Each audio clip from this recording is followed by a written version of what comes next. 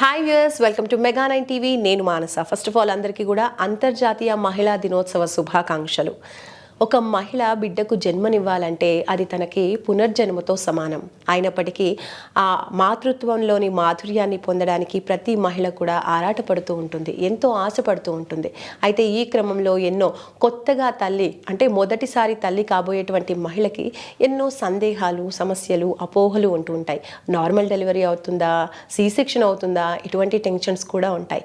కాబట్టి ఇటువంటి విషయాలన్నింటినీ ఈరోజు మనం వీడియోలో తెలుసుకునే ప్రయత్నం చేద్దాము.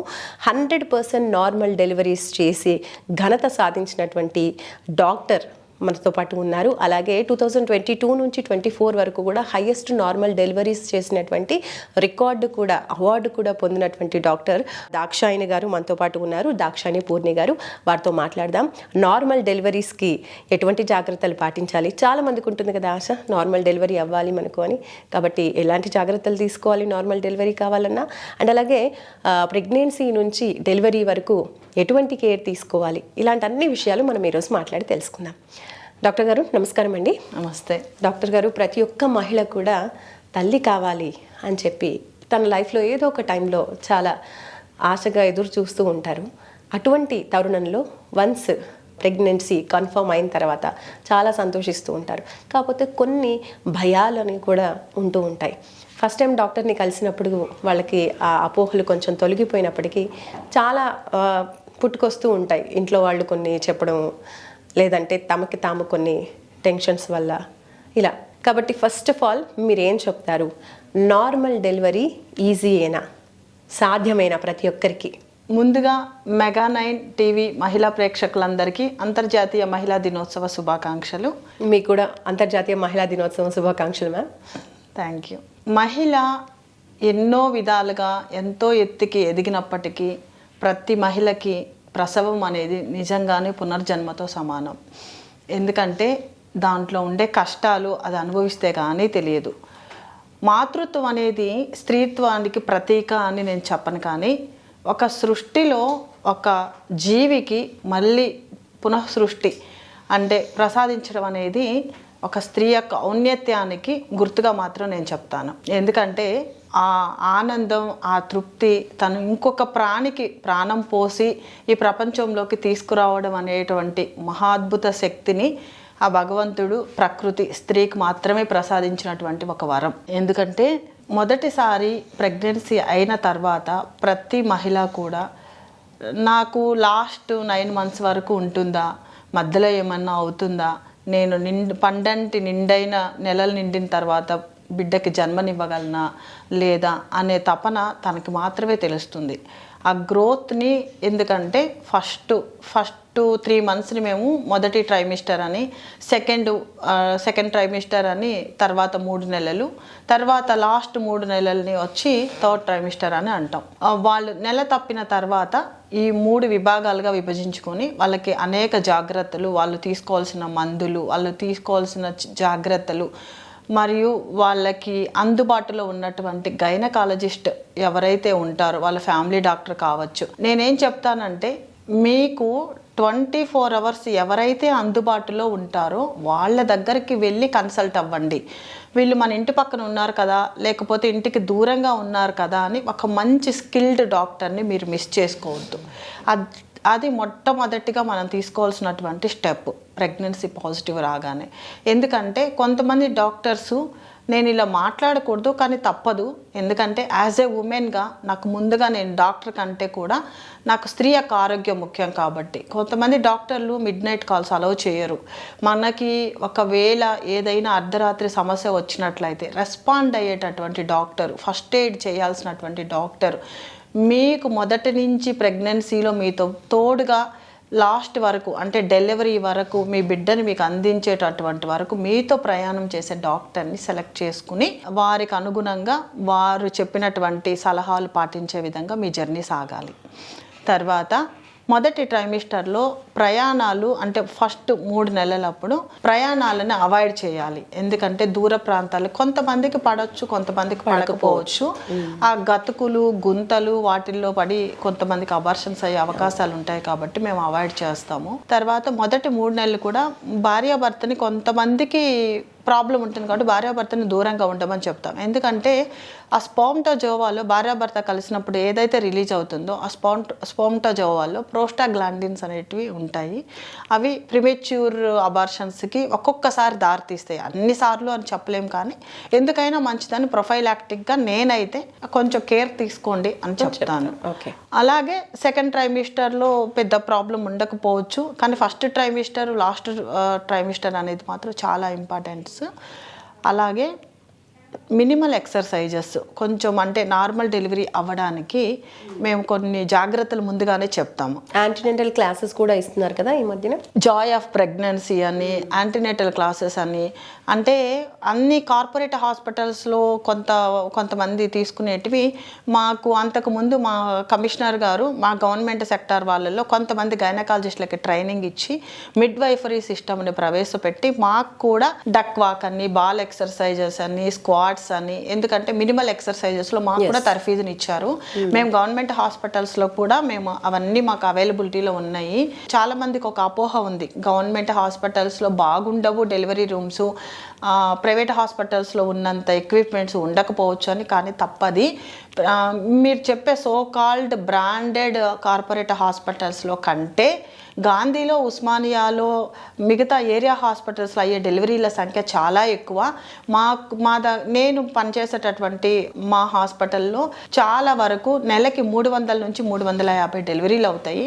వాటిలో 250 వరకు నార్మల్ డెలివరీలు ఉంటే 100 వరకు సిజేరియన్ డెలివరీస్ ఉంటాయి. ఎందుకంటే తప్పదు కాబట్టి మేము సిజేరియన్స్ చేయాల్సి వచ్చినప్పుడు మాత్రమే సిజేరియన్స్ చేస్తాం. లేదంటే వాళ్ళ డెలివరీ డేట్ వరకు వెయిట్ చేసి వాళ్ళకి నొప్పులు స్టార్ట్ అయిన తర్వాత వాళ్ళకి తగు జాగ్రత్తలు చెప్పి వాళ్ళ పెల్విస్ అంటే బోన్ స్ట్రక్చర్ ఎలా ఉంది, వాళ్ళ తుంటి ఎముకలు ఎలా ఉన్నాయి మేము పరీక్ష చేసుకుని వాళ్ళని అడ్మిట్ చేసుకుని 98% నార్మల్ డెలివరీస్ అవ్వడానికి మేము ప్రయత్నం చేస్తుంటాం.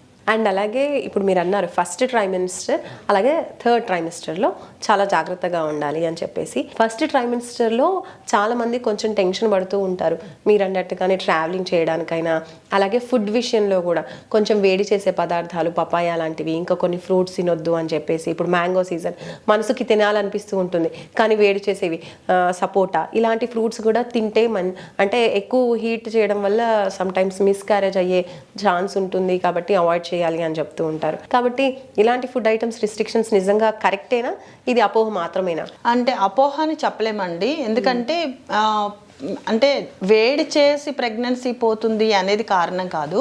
పైనాపిల్, పపయాని మాత్రం మేము అవాయిడ్ చేస్తాము. ఎందుకంటే మొదటి 3 నెలల ప్రెగ్నెన్సీ అప్పుడు పపయా కానీ పైనాపిల్ కానీ తీసుకున్నట్లయితే వాటిలో ఉండే కొన్ని ఎంజైమ్స్ ప్రిమేచ్యూర్ అబార్షన్స్కి కారణం అవుతాయి కాబట్టి వాటిని మేము అవాయిడ్ చేయమని ఖచ్చితంగా చెప్తాము. మిగతా ఫ్రూట్స్ అన్నీ యాజ్ ఇట్ ఈస్గా తీసుకోవచ్చు.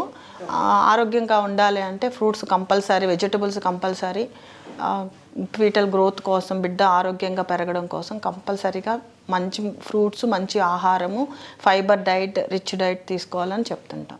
అండ్ ఇంకా కొంతమంది ఫ్యామిలీస్లో ఇప్పటికీ కూడా మనం వింటూ ఉంటాము 3 months వరకు కూడా ఎటువంటి ట్యాబ్లెట్స్ వేసుకోకండి అని చెప్తూ ఉంటారు. అది ట్యాబ్లెట్స్ వేడి వల్ల కూడా మిస్క్యారేజ్ అయ్యే ఛాన్స్ ఉంటుంది అంటారు. కాకపోతే మనం ఫస్ట్ మంత్ వెళ్ళినప్పటి నుంచి కూడా డాక్టర్స్ మనకి ఐరన్ ట్యాబ్లెట్స్, ఇంకా రకరకాల బి విటమిన్ ట్యాబ్లెట్స్ ఇలాంటివి ప్రిస్క్రైబ్ చేస్తూ ఉంటారు. సో మీరేం చెప్తారు, ఏ టైం నుంచి ఫాలో అవ్వాలి, ఎన్ని మంత్స్ నుంచి ఈ ట్యాబ్లెట్స్ అనేవి యూజ్ చేయాలి? ఫోలిక్ యాసిడ్ ట్యాబ్లెట్స్ కావచ్చు, ఐరన్ ట్యాబ్లెట్స్ కావచ్చు. యాక్చువల్లీ నేనైతే ప్రెగ్నెన్సీని ఎవరైనా ఒక ఫ్యామిలీ భార్యాభర్తలు ప్లాన్ చేసుకునేటువంటి ఫ్యామిలీ నన్ను కన్సల్ట్ చేసినప్పుడు మొదట అంటే ప్రెగ్నెన్సీ రాక ముందు నుంచే 2 నెలల ముందు నుంచే ఫోలిక్ యాసిడ్ 5 mg కంపల్సరీ చేస్తాను. ఎందుకంటే ఫోలిక్ యాసిడ్ సరైన నిల్వలు మన శరీరంలో లేకపోతే మనం ప్రెగ్నెన్సీ దాల్చినప్పటికీ కూడా న్యూరల్ ట్యూబ్ డిఫెక్ట్స్ అనేటివి వచ్చి మనం కంపల్సరీగా అబార్ట్ చేయించుకోవాల్సినటువంటి అవకాశం ఉంటుంది. కాబట్టి ఫోలిక్ యాసిడ్ అనేది కంపల్సరీ మన ఆహారంలో లేదా సప్లిమెంట్స్ రూపంలో మనం కంపల్సరీ తీసుకోవాలి. మొదటి 3 నెలల్లో ఐరన్ టాబ్లెట్స్ మేము ఇవ్వము. ఎందుకంటే మొదటి 3 నెలల్లో చాలా మందికి 60 to 70% మందిలో నాజియా, వామిటింగ్ సెన్సేషను, కొంచెం హైపర్ ఎమిసిస్ గ్రావిడేరం అంటాం, ఏం తిన్నా కూడా వామిటింగ్స్ అయిపోవడం అనే కండిషన్ని హైపర్ ఎమిసిస్ గ్రావిడేరం అంటాము. ఇలా బాగా ఉంటుంది. అంటే తల తిప్పడము లేకపోతే కడుపులో తిప్పడము లాంటివి ఉంటాయి కాబట్టి ఐరన్ టాబ్లెట్స్ని అవాయిడ్ చేస్తాం. ఐరన్ టాబ్లెట్స్ వల్ల ఇంకొంచెం గ్యాస్ట్రైటిస్ ఎక్కువ అవకాశం ఉంది కాబట్టి. కానీ ఫోలిక్ యాసిడ్ను మాత్రం కంపల్సరీ చేస్తాము, కంపల్సరీ తీసుకోవాలి కూడా. ఎందుకంటే బిడ్డ గ్రోత్ బాగుండాలన్నా, బిడ్డ ఎటువంటి న్యూరల్ ట్యూబ్ డిఫెక్ట్స్ బారిన పడకుండా మంచి ఆరోగ్యంగా పెరగాలంటే గర్భిణీలో కంపల్సరీ ఫోలిక్ యాసిడ్ తీసుకోవాలి. ఫోలిక్ యాసిడ్ రిచ్ ఉండే ఆకుకూరలు, ఆహార పదార్థాలు కూడా కంపల్సరీ ఆహారంలో తీసుకుంటే చాలా మంచిది. 3rd మంత్ నుంచి కూడా మనం డాక్టర్ దగ్గరికి వెళ్ళిన తర్వాత రకరకాల టెస్ట్లు అనేవి చేస్తూ ఉంటారు, బేబీకి హెల్త్ కోసం, అలాగే మదర్ హెల్త్ కోసం కూడా. అయితే ఈ మధ్య కాలంలో కొన్ని ఇయర్స్ నుంచి అబ్జర్వ్ చేస్తూ ఉంటే డెలివరీ టైంలో షుగర్ అనేది రావడం జరుగుతుంది, కొంతమందికి బీపీ వస్తుంది. ఇలాంటి సిచ్యువేషన్స్ ఎందుకు ఎక్కువ అవుతున్నాయి ఈ టైంలో? ఒకప్పుడు అంత ఎక్కువగా ఉండింది కాదు, బట్ డెలివరీ టైంలో షుగర్ రావడం కూడా ఎక్కువగా గమనిస్తున్నాం. అది కంపల్సరీ టెస్ట్లు కూడా చేస్తూ ఉన్నారు డాక్టర్స్. ఎందుకంటే పూర్వకాలంలో చాలా వరకు మనం చూసుకుంటే డెలివరీ బిఫోర్ కూడా పని చేసుకుంటూనే ఉండేవాళ్ళు. ఎందుకంటే వాళ్ళకి ఇంత సోఫిస్టికేటెడ్గా ఇన్ని ప్రోటోకాల్స్ రావడము, ఇంత సౌకర్యవంతమైన సదుపాయాలు రావడం అంటూ లేదు అప్పటి రోజుల్లో. సో పని చేసుకుంటూనే వాళ్ళు డెలివరీస్ అయిపోయేవాళ్ళు. చాలామంది పెద్దవాళ్ళని మనం ఇప్పటికే అడిగితే ఇంట్లో అయిందా హాస్పిటల్లో అయిందంటే మాకు ఇంట్లోనే డెలివరీస్ అయిపోయినాయమ్మా, మంత్రసాన్ని వచ్చి చేసిందమ్మా అని చెప్తుంటారు. అంటే ఇంట్లో అంత ఈజీగా అయిపోయేటివి డెలివరీస్. ఇప్పుడు ఏంటంటే మన జీవన శైలిలో మార్పుల వల్ల మనం ప్రతి ఒక్కళ్ళము కెరీర్ ప్లాన్ చేసుకుని తర్వాత ఫ్యామిలీ ప్లాన్ చేసుకుంటున్నాం కాబట్టి లేట్ ఏజ్లో మనం ప్రెగ్నెన్సీ ప్లాన్ చేసుకోవాల్సి వస్తుంది. ఎందుకంటే అప్పట్లో యాక్చువల్లీ మాట్లాడాలంటే 25 నుంచి 30 సంవత్సరాల లోపు మధ్యలో 2 పిల్లలు పుడితే చాలా ఆరోగ్యవంతంగా బాగుంటారు. ఎందుకంటే మనకి ఏజ్ గడిచే కొద్దీ కూడా విడుదలయ్యే అండాలలో ప్రాబ్లం రావచ్చు, ఆరోగ్యవంతమైన అండాలు విడుదల కాకపోవచ్చు. దానివల్ల ఏమవుతుందంటే చాలామందికి ప్రెగ్నెన్సీలు ఫస్ట్ 3 నెలల్లోనే అబార్ట్ అవ్వడం కానీ, లేకపోతే ప్రీమేచ్యూర్ డెలివరీస్లో ల్యాండ్ అవ్వడం కానీ, మీరు అడిగినట్లుగా డయాబెటీస్, ప్రీ డయాబెటీస్ రావడం కానివ్వండి, లేదంటే బీపీ పెరగడం కానివ్వండి, ఇవన్నీ కూడా చోటు చేసుకుంటున్నాయి. బికాజ్ ఆఫ్ అంటే కొంతమందికి ఒబేసిటీ ప్రాబ్లం కావచ్చు, లేదా లేట్ ఏజెస్లో ప్రెగ్నెన్సీ రావడం కావచ్చు, లేదా తీసుకునే ఆహారం పట్ల నియంత్రణ ఉండదు. ఇప్పుడు ఎట్లా ఉందంటే మా దగ్గరకు వస్తారు, అమ్మ ప్రెగ్నెన్సీ వచ్చింది, మా అమ్మాయి అసలు ఏం తినట్లేదు, ఏమమ్మా ఎందుకు తినట్లేదు నువ్వు సరిగ్గా ఆహారం అంటే, లేదు మేడం నేను చాలా ఎక్సెస్గా తింటున్నాను, మా మదర్ మరి గంటకొకసారి ఏదో ఒక ఫుడ్ తెచ్చి నువ్వు ప్రెగ్నెంట్ తినేసాయి అని చెప్తున్నారు. ఇది మంచి పద్ధతి కాదు. ఎందుకంటే ప్రతి 2-3 గంటలకు ఒకసారి స్మాల్ క్వాంటిటీ ఆఫ్ ఫుడ్ తీసుకోమని చెప్తాము.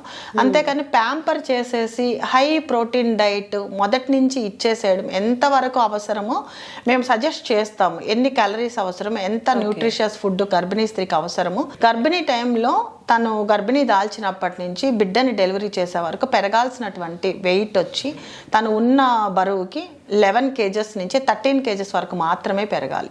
అలా కాకుండా కొంచెం ప్యాంపరింగ్ వల్ల అయితేనేమి, లేకపోతే జాబ్ పరంగా మనం ఏదంటే అది తినేసేయడం, బర్గర్స్ పిజ్జాలు తినేసేయడం, లో క్యాలరీ డైట్ కాకుండా వేరే ఫుడ్ అలవాట్లు హ్యాబిట్స్ వల్ల, జంక్ ఫుడ్స్ వల్ల, వీటన్నింటి వల్ల ఈ డయాబెటీస్ రావడం అనేటువంటిది రీజన్ అవుతా ఉంది. జంక్ ఫుడ్ కాకుండా మంచి హెల్దీ ఫుడ్ తీసుకున్నట్లయితే ఇలాంటివి కొంచెం తగ్గే అవకాశం ఉండొచ్చు.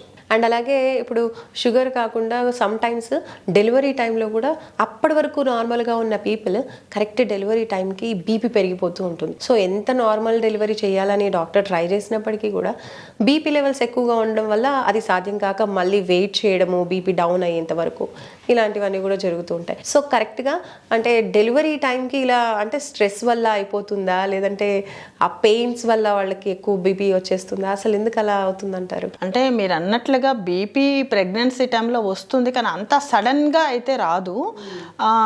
జెస్టేషనల్ హైపర్ టెన్షన్ అని అంటాము మేము. ఎందుకంటే 20 వారాల తర్వాత వీళ్ళకి కొంత స్ట్రెస్ లెవెల్స్ లేదా బాడీలో ఉన్నటువంటి వీళ్ళ తత్వాన్ని బట్టి కూడా మనకి బీపీ హెరిడిటరీగా కొంతమందికి ఉంటుంది. ఉంటుంది, వీళ్ళకి హైపర్ టెన్షన్ అనేది వస్తుంది. నేను అదే చెప్పినట్టుగా లేట్ ఏజెస్ వాళ్ళు ఎక్కువ రిస్క్ ఉంటుంది. వీళ్ళకి లేట్ ఏజెస్లో ప్రెగ్నెన్సీ రావడం వల్ల రిస్క్ ఎక్కువగా ఉంటుంది. 20 వారాల తర్వాత ఎవరైతే అంటే బీపీ ఎక్కువగా చూపించడం, లేకపోతే యూరిన్లో ప్రోటీన్స్ కనపడడం, కొంతమందికి హెడేక్, సివియర్ హెడేక్ రావడం, కళ్ళు బైర్లు కమ్మినట్టు ఉండడం, బొడ్డుకి పైన నొప్పి రావడం, ఇవన్నీ కూడా ఇమ్మినెంట్ సైన్స్ ఆఫ్ ప్రీ ఎక్లాంప్షియా అని అంటాం మేము. ఇవన్నీ మేము అడుగుతాం మా దగ్గరకు వచ్చినప్పుడు. బీపీ అందుకే చెక్ చేసుకుంటూ ఉండాలి.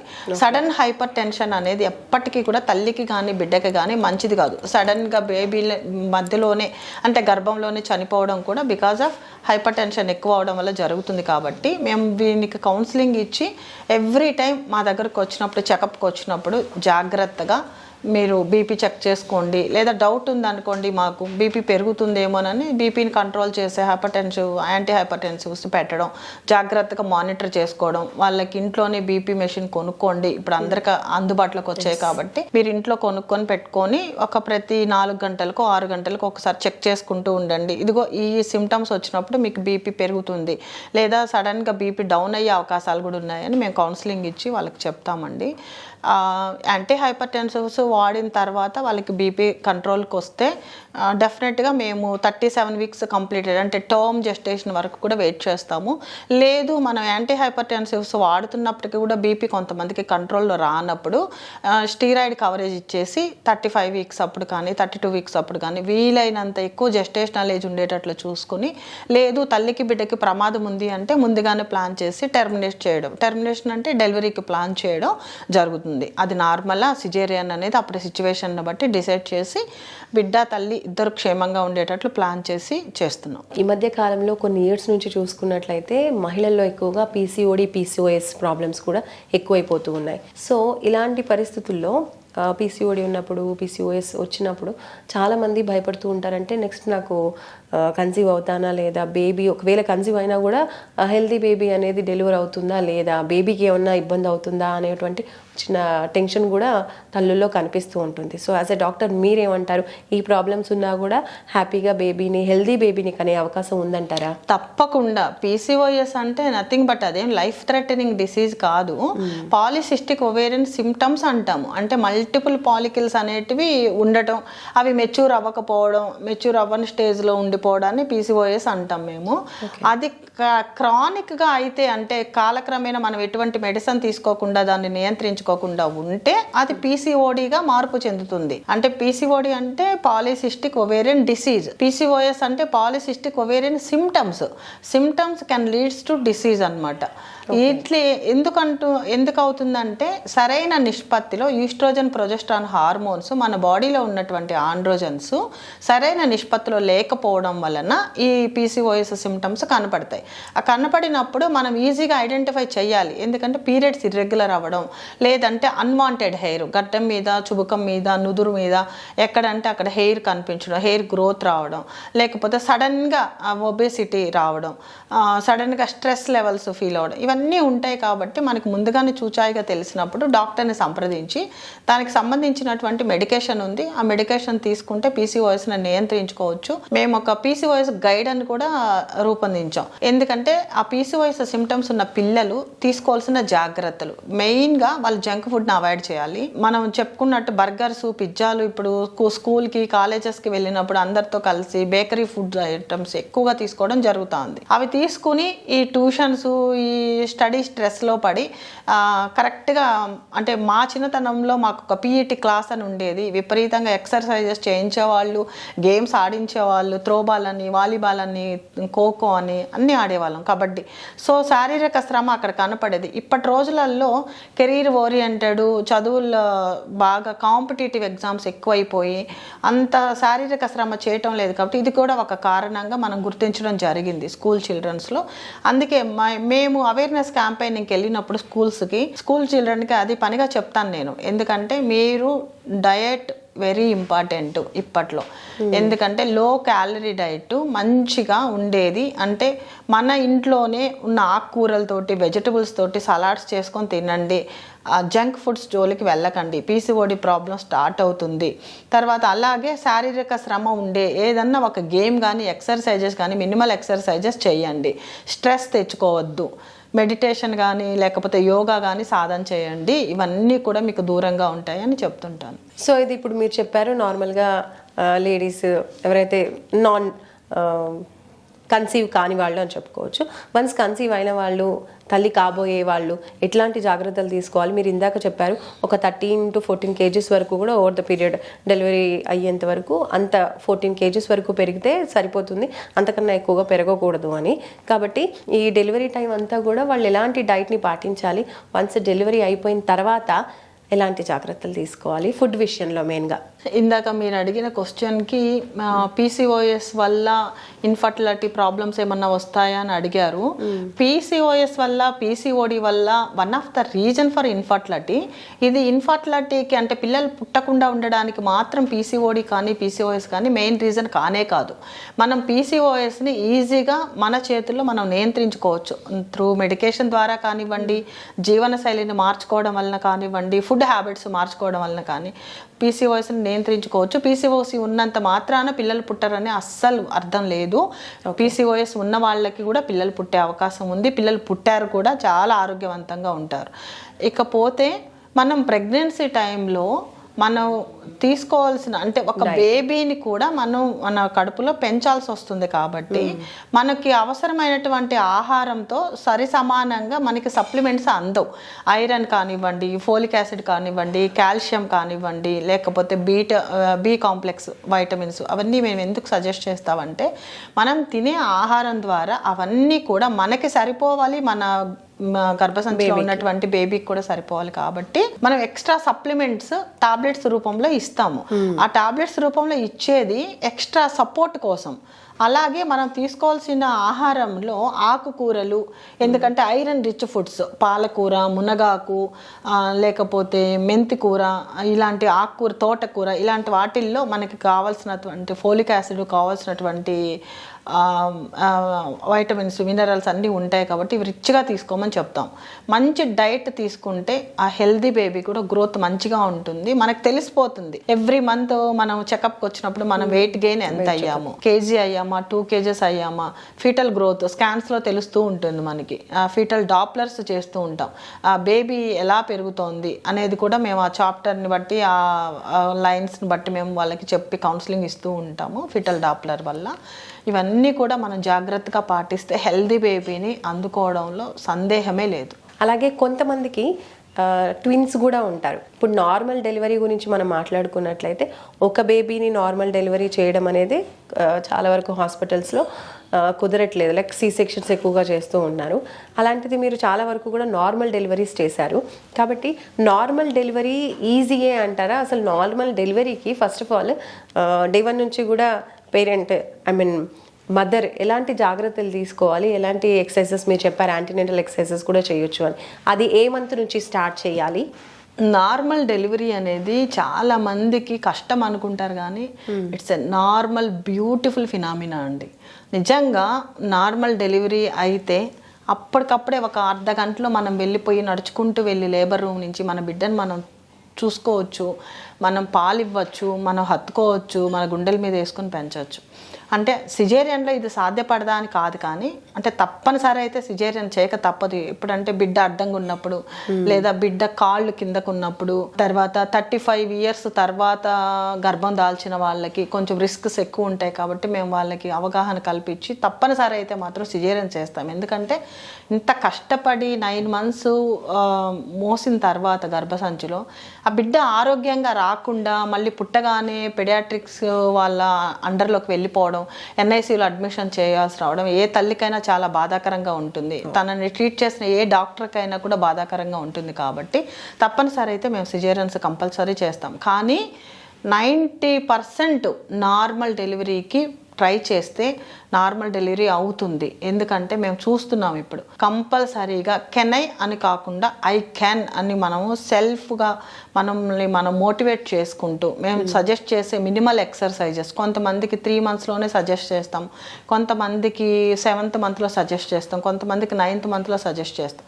ఇవన్నీ కూడా పాటిస్తే వాళ్ళ దైనందిన కార్యక్రమాలు చేసుకుంటూ సెడెంటరీ లైఫ్ స్టైల్ని అవాయిడ్ చేసి మేము చెప్పినటువంటి ఆహార పద్ధతులు పాటిస్తూ ఉంటే మాత్రం కంపల్సరీగా నేను అదే చెప్తాను, ఎప్పుడు కూడా మీకు ఒక డేట్ ఇస్తాము, expected date of delivery EDD అంటాం. అంటే మీరు నెల తప్పిన తర్వాత మీకు వచ్చే డేట్ను బట్టి మేము క్యాలిక్యులేట్ చేసి 9 months + 7 days అని క్యాలిక్యులేట్ చేసి మేము ఒక డేట్ ఇస్తాం. ఆ డేట్ వరకు దయచేసి వెయిట్ చేయండి. లేదా మధ్యలో ఏమైనా ఉమ్మనీరు పోయినా, లేదా బ్లీడింగ్ కనపడ్డా, లేకపోతే ఏమైనా కాంప్లికేషన్స్ కనిపిస్తేనే మీరు డెలివరీకి రండి. లేదంటే మీకు ఆ డెలివరీ డేట్ వచ్చేంత వరకు దయచేసి ఓపికతో ఉండండి. మీ ఓపిక, మీ మీద మీకున్న నమ్మకం, మీరు వేసే ఒక్క అడుగు మెట్టు మీకు నార్మల్ డెలివరీని అందిస్తుంది, మంచి హెల్దీ బేబీస్ని అందిస్తుంది అని చెప్తుంటాను. ఎందుకంటే చాలామంది డెలివరీ టైంలో కూడా మా అమ్మాయి నొప్పులు భరించలేకపోతుంది, వాళ్ళ అమ్మగారు వస్తారు ఒకసారి, వాళ్ళ అత్తగారు వస్తారు ఒకసారి. నేను చెప్తాను కంపల్సరీ మీరు దయచేసి మోటివేట్ చేసేటట్లయితేనే లేబర్ రూమ్లో ఉండండి. లేదంటే మీరు బయటకు వెళ్ళిపోండి, నేను చూసుకుంటాను, నా సిస్టర్స్ చూసుకుంటారు, ఆ అమ్మాయి డెలివరీ అయిన తర్వాత డెలివరీ అయ్యే టైంలో మిమ్మల్ని పిలుస్తాను అని చెప్పి నేను ఖచ్చితంగా చెప్తాను. ఎందుకంటే నార్మల్ డెలివరీ అయ్యే పేషెంట్స్కి నార్మల్ డెలివరీ అవ్వాల్సిందే, అయితేనే అది వాళ్ళకి మంచిది, బిడ్డకి మంచిది. ఎందుకంటే కంపారిటివ్లీ సిజేరియన్తో పోలిస్తే నార్మల్ డెలివరీస్ అయినప్పుడు ఆ వెజైనాలో ఉండే బ్యాక్టీరియా ఏదైతే ఉంటుందో అది బిడ్డకి నార్మల్ వెజైనల్ బర్త్ ద్వారా వచ్చేటటువంటి ఆ బ్యాక్టీరియల్ అదంతా కూడా ఆ బిడ్డకి ఆరోగ్యాన్ని ఎక్కువగా అందిస్తుంది, రెసిస్టెన్స్ పవర్ని ఎక్కువగా ఇస్తుంది. కంపారిటివ్లీ సిజేరియన్ డెలివరీస్ కంటే ఆ బర్త్ కెనాల్లో ఉన్నటువంటి గుడ్ బ్యాక్టీరియా దానికి బిడ్డకు అందించినటువంటి శక్తి మనం నమ్మలేము. అంత ఆరోగ్యంగా ఉంటారు. కాబట్టి నేను నార్మల్ బర్త్ డెలివరీకి మాత్రమే ప్రిఫరెన్స్ ఇస్తాను. కంపల్సరీ అయ్యి కాంప్లికేటెడ్ అయితే డెఫినెట్గా నేను సిజేరియన్ చేస్తాము, కానీ 90% 95% వీళ్ళకి అదే చెప్తుంటారు, మీ అమ్మాయి నొప్పులు భరించలేక నేను సిజేరియన్ చెయ్యను, నాకు అవసరం అనిపిస్తే అంటూ ఉంటారు. అవును, కూతురు భరించలేదండి, కొంచెం చేసేయండి, నార్మల్ చేసేయండి అంటూ నేను చెయ్యను. వాళ్ళకి అదే అవగాహన కల్పించి వాళ్ళని నచ్చ చెప్పి వాళ్ళకి కౌన్సిలింగ్ ఇచ్చి కూర్చోబెడతాను. డెలివరీ అయ్యేటప్పుడు నేను అలౌ చేస్తాను, వాళ్ళని చూస్తారు, ఇదిగో చూడండి ఇక్కడే హెడ్ ఉంది, ఇక్కడ కనిపిస్తుంది, ఇంకొంచెం సేపట్లో మీ అమ్మాయి బాబునో పాపనో చూస్తుంది అని అంటే డెలివరీ అయ్యాక వాళ్ళు నా దగ్గరకు వచ్చి హగ్ చేసుకొని వాళ్ళ అమ్మాయి కంటే ముందు నన్ను హగ్ చేసుకుంటారు. ఎందుకంటే అమ్మ నువ్వు చెప్పావు కాబట్టి మేము ఓపికతో ఉన్నాము, నువ్వు చెప్పాం కాబట్టి మేము భరించాము, నిన్ను తిట్టుకుంటూ కూడా మేము భరించాము, ఇప్పుడు నార్మల్ డెలివరీ అయిపోయింది మా అమ్మాయికి అని నన్ను దగ్గరకు తీసుకొని వెళ్ళిన సందర్భాలు చాలా ఉన్నాయి. అదే చెప్తాను. అయితే చాలామంది అంటే సింగిల్ బేబీ డెలివరీ అవ్వడమే ఇప్పుడు నార్మల్లో కొంచెం కష్టమని భయపడుతూ ఉంటారు కూడా పేరెంట్స్, మీరు అన్నట్టు. అయితే ట్విన్ బేబీస్ ఉన్నారనుకోండి, కొన్ని సందర్భాల్లో మాత్రం కొంతమందికి ట్విన్స్ పుడుతూ ఉంటారు, ఆ ట్విన్స్ని కూడా నార్మల్ డెలివరీ చేయొచ్చు అంటారా? అది సాధ్యమేనా? చెయ్యొచ్చు. ఎందుకంటే బిడ్డ వెయిట్ని బట్టి ఒకటి ట్విన్స్ ఎప్పుడు వస్తారంటే మనకి మెటర్నల్ హెరిడిటరీ ఏదన్నా ఉన్నప్పుడు, అంటే వాళ్ళ మదర్ సైడ్ వాళ్ళ అమ్మమ్మలకి కానివ్వండి, వాళ్ళ అమ్మకి కానివ్వండి, వాళ్ళ పెద్దమ్మలకి ఎవరికన్నా ఉన్నప్పుడు కూడా హెరిడిటరీ వస్తుంది. ఇంకొకటి ఏంటంటే మనం పిల్లలు పుట్టే అవకాశం లేనప్పుడు ఐవీఎఫ్కో ఐయుఐకో వెళ్తాం, అప్పుడు కూడా ట్విన్స్ పుట్టే అవకాశాలు ఎక్కువగా ఉంటాయి. ప్లస్ ఓవ్యులేషన్ ఇండక్షన్ అని మేము పెడతాం, మందులు పెడతాం ప్రెగ్నెన్సీ రావడానికి. అంతా బాగానే ఉంది, అండాలు మంచిగా అంటే సైజులో బిడ్డగా రూపాంతరం చెందాల్సిన అండాలు సైజుగా రావట్లేదు అనుకున్నప్పుడు మేము మందుల ద్వారా ఆ సైజును రప్పించేటప్పుడు కూడా ట్విన్స్ వచ్చే అవకాశాలు ఉంటాయి. ఎప్పుడు మేము ట్విన్స్ని నార్మల్ డెలివరీస్కి అలౌ చేస్తాము అంటే బిడ్డ వెయిట్ని చూసుకుంటాము, తర్వాత తన పెల్విక్ పారామీటర్స్ చూసుకుంటాము, తర్వాత అది అంటే ట్విన్స్లో కూడా ఒకే ప్లాజంటా ఉండే ఇద్దరు ట్విన్స్ ఉంటారు, ఒకే పోలికలతో ఉంటారు వాళ్ళు. వాళ్ళకి కొంచెం ప్రాబ్లమాటిక్ ఉంటుంది. ఎప్పుడు కూడా ఒకే ప్లాజంటా ఉన్నప్పుడు ఒక బేబీ వచ్చేసి సులువుగా ఇంకొక బేబీ ఆ టైంలో అడ్డం తిరగడమో లేకపోతే బ్రీచ్ అవ్వడమో చేసామనుకోండి, అప్పుడు ఏమైనా ప్రాబ్లం అయితే వాళ్ళకి ముందుగానే చెప్పి ఇదిలా ఉంది పరిస్థితి, మనం సిజేరియన్కి వెళ్దామని చెప్పడం చేస్తాం.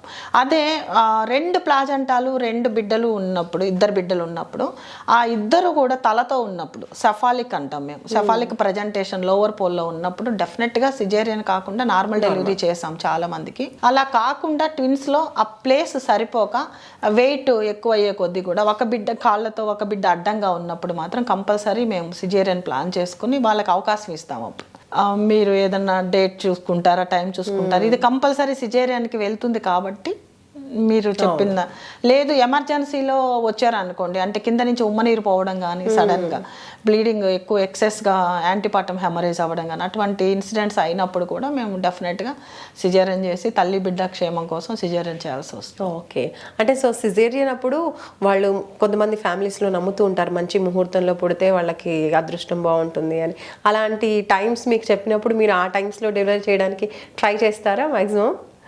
అలా కాదు, అంటే ఇప్పుడు మనం చెప్పుకున్నాం కదా, ఇప్పుడు ట్విన్స్ ఉన్నారు, ఒక బేబీ అడ్డం ఉంది, ఒక బేబీ నిలువుకుంది, అది కంపల్సరీ నార్మల్ అవ్వదు, నార్మల్ అయ్యే అవకాశం లేదు. అలాంటి కొన్ని సిచ్యువేషన్స్ లో వాళ్ళు అడుగుతారు, అమ్మ ఎలాగో సిజేరియన్ చేయాలంటున్నారు కదా, మేము ఏదన్నా టైం చూసుకుంటాము అని అంటే అప్పుడు నేను అలౌ చేస్తాను డెఫినెట్ గా. పోనీ వాళ్ళ మనోగతాలు మనో అభిప్రాయాల్ని నేను గౌరవిస్తాను డెఫినెట్ గా.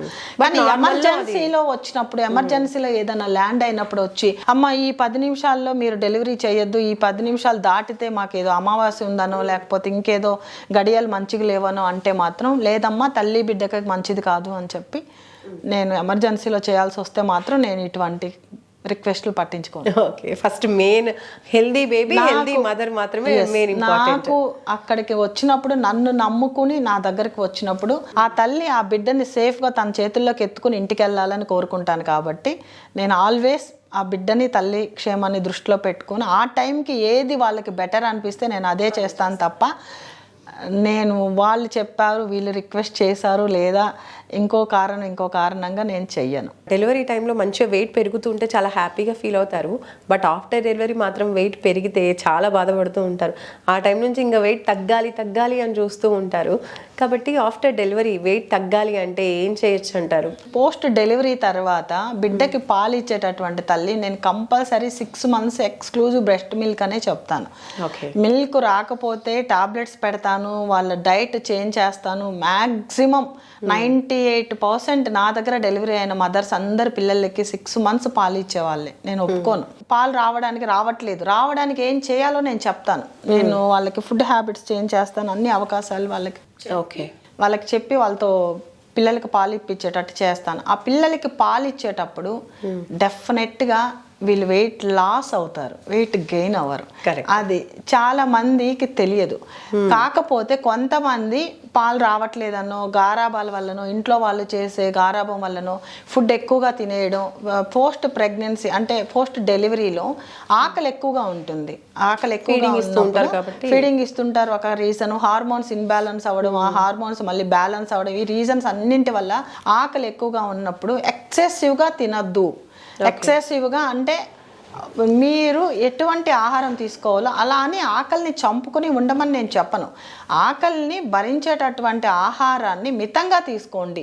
2nd అవర్లీ 3rd అవర్లీ ఒకసారి ఫ్రూట్స్ తీసుకోండి, ఒకసారి ఏదైనా జావ తీసుకోండి. అంటే మీకు శక్తినిచ్చేటటువంటి రాగి జావ కానీ, సజ్జ జావ కానీ, లేకపోతే గోధుమ రవ్వతో ఏదైనా జావ లాంటిది చేసుకొని తీసుకోండి. ఒకసారి ఫ్రూట్స్ తీసుకోండి, ఒకసారి వెజిటబుల్ సలాడ్ తీసుకోండి. అంతేగాని ఆకలి అవుతా ఉందని పొద్దున్న నుంచి సాయంత్రం దాకా ప్రతి 2 గంటలకు ఒకసారి చపాతీలు, రైసు, మటను, కీమా, చికెను ఇష్టంగా తినేస్తే మాత్రం వెయిట్ గెయిన్ అవుతారు.